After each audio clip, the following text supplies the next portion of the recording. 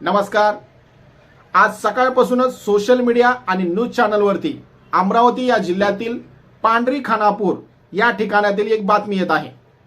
पांढरी खानापूर या गावातील साधारणपणे 200च्या वर कुटुंबांनी गाव का सोडलं, कशामुळे सोडलं, त्यांची कारणं काय आहेत, त्याचबरोबर मंत्रालयाच्या दिशेने त्यांनी पायी वाटचाल करून मंत्रालयामध्ये ते कोणती अशी मागणी करणार आहेत याचा आज आपण सविस्तर आढावा घेणार आहोत। त्याचबरोबर त्या गावातील तो व्यापारी कोण आहे की ज्या व्यापाऱ्याने काही लोकांना फितूर केलं, त्या व्यापाऱ्याने अशी कोणती व्यूहनीती आखली की गावामध्ये 2 विभागामध्ये उभी फूट पडलेली आहे। नमस्कार, मी CWC आणि आपल्या सगळ्यांचं CWC न्यूजवरती हार्दिक स्वागत। मित्रांनो, अमरावती या जिल्ह्यातील पांढरी खानापूर या गावात साधारणपणे 26 जानेवारी 2020 रोजी एक ठराव मांडण्यात आला। या ठरावामध्ये पांढरी खानापूर या गावाच्या मुख्य प्रवेशाच्या ठिकाणी महामानव डॉक्टर बाबासाहेब आंबेडकर यांची कमान बांधण्याचा निर्णय घेण्यात आला। ग्रामपंचायतीमध्ये हा ठराव बहुमताच्या जोरावरती पास करून घेण्यात आलेला होता। तारीख होती 26 जानेवारी। आपल्या सगळ्यांनाच माहिती आहे की 26 जानेवारी हा दिवस प्रजासत्ताक दिन म्हणून साजरा करण्यात येतो। प्रजासत्ताक दिन म्हणजे ज्या दिवसापासून भारताचं संविधान लागू झालं त्या दिवसाला प्रजासत्ताक दिन असं म्हणतात। आणि भारतीय घटनेचे शिल्पकार महामानव डॉक्टर बाबासाहेब आंबेडकर यांच्या नावाची कमान आपल्या गावामध्ये बांधण्यात येणार आहे, म्हणून त्या ठिकाणातील गावकऱ्यांनी जल्लोष आणि आनंद साजरा केला। 26 जानेवारी 2020 रोजी हा ठराव पास झाल्याच्या नंतर ग्रामपंचायतीच्या माध्यमातून महाराष्ट्र सरकारच्या विविध अशा विभागाकडून रीतसर अशा परवानग्या, रीतसर अशा अनुमत्या घेण्यात आल्या। 26 जानेवारी 2020 च्या नंतर 2024 मध्ये त्या कमानीचं बांधकाम सुरू करण्यात आलं। ग्रामपंचायतीमध्ये ठराव पास करण्यात आलेला होता। ग्रामपंचायतीमध्ये बहुमताने तो पास देखील करून घेण्यात आलेला होता आणि त्याच्यानंतर परवानग्या, रीतसर परवानग्या घेतल्याच्या नंतर त्या कमानीचं बांधकाम सुरू करण्यात आलेलं होतं। महामानव डॉक्टर बाबासाहेब आंबेडकर यांचं त्या कमानीला नाव येणार म्हणून त्या गावातील काही गावकऱ्यांनी त्याला विरोध दर्शवला।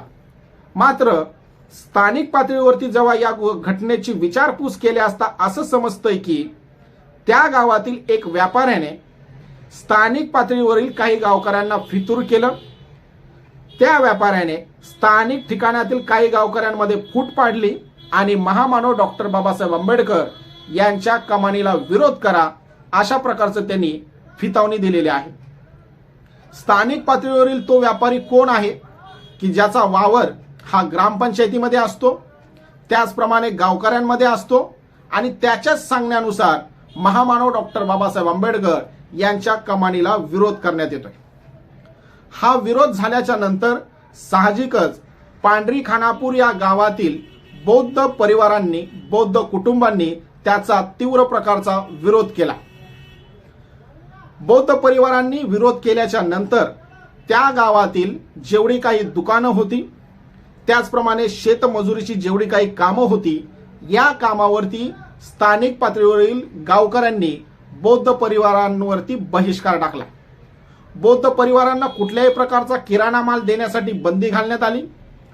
स्थानिक पातळीवरती जेवढी काही शेतीची अवजारे असतील, त्याचप्रमाणे शालेय पुस्तकं असतील, रोजचा किराणा असेल, त्या गावामध्ये जे काही आठवडा बाजार भरत असेल अशा ठिकाणी, त्याचप्रमाणे विद्यार्थ्यांसाठी, रुग्णांसाठी किंवा तालुक्याच्या ठिकाणी जाण्यासाठी, जिल्ह्याच्या ठिकाणी जाण्यासाठी या दलित बौद्ध परिवारांवरती बहिष्कार टाकण्यात आला। बहिष्कार टाकण्यात आल्याच्या नंतर त्या ठिकाणातील बौद्ध परिवारांनी कलेक्टर साहेबांकडे त्यांचं घराणं मांडलं, SP साहेबांकडे देखील त्यांचं घराणं मांडलं।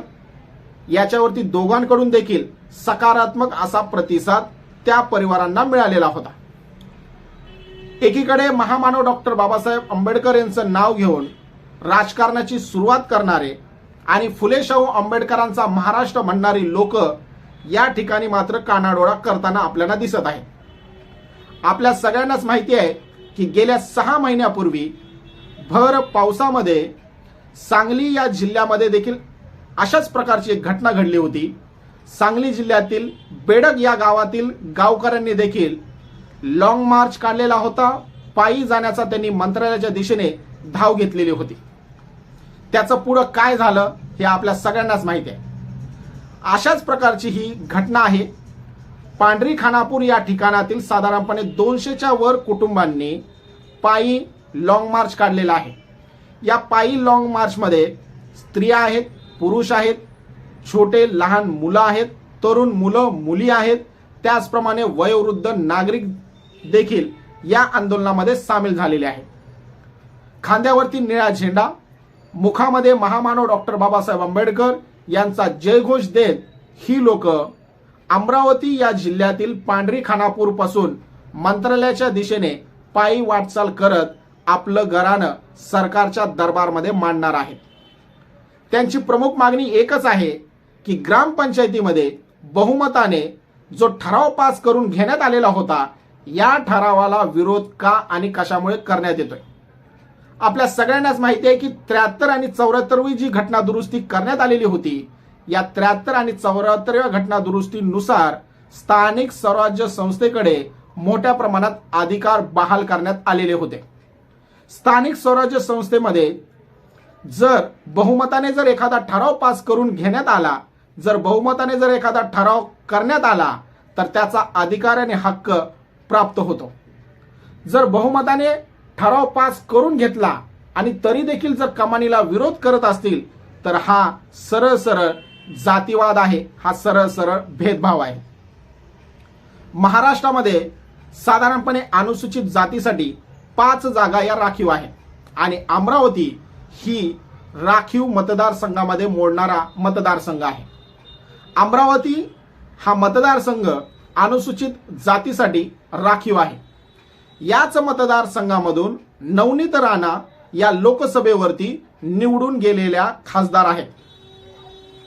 अनुसूचित जातीमधून जे खासदार लोकसभेवरती किंवा विधानसभेवरती निवडून जातात त्यांची पहिली प्रायोरिटी ही असते की आपण ज्या जातीमधून येतो, आपण ज्या मतदारसंघामधून येतो त्या मतदारसंघामधील नागरिकांचे प्रश्न सोडवणे, त्यांना सोयी सुविधा देणे, त्याचप्रमाणे त्यांच्या अडचणींचा जेवढ्या काही समस्या उद्भवत आहेत त्यासाठी लोकसभेमध्ये आवाज उचलणे आणि कायदा पारित करून घेणे।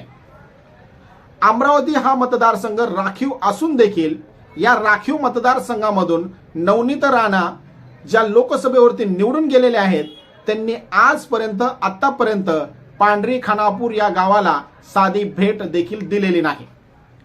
याच अमरावती या ठिकाणी जर तुम्ही पाहिलं तर भले मोठे असे राजकीय पुढारी, भले मोठे असे राजकीय नेते देखील राहतात, मात्र त्यांनी देखील या पांढरी खानापूर या गावाला साधी भेट देखील दिलेली नाही। आज सकाळपासून पांढरी खानापूर या ठिकाणातील साधारणपणे 200च्या वर कुटुंबांनी ते गाव सोडलेलं आहे। खांद्यावरती निळा ध्वज आणि तोंडामध्ये जय भीमच्या घोषणा देत ते मंत्रालयाच्या दिशेने वाटचाल करत आहेत। मात्र ज्या 26 जानेवारीच्या रोजी ग्रामपंचायतीमध्ये लोकशाही मार्गाने जो ठराव पास करण्यात आला त्या ठरावाला लोकशाही मार्गाने उत्तर न देता दंडुकशाही त्याचप्रमाणे मनगटशाहीच्या बळावरती हा निर्णय का आणि कशासाठी घेण्यात येतोय।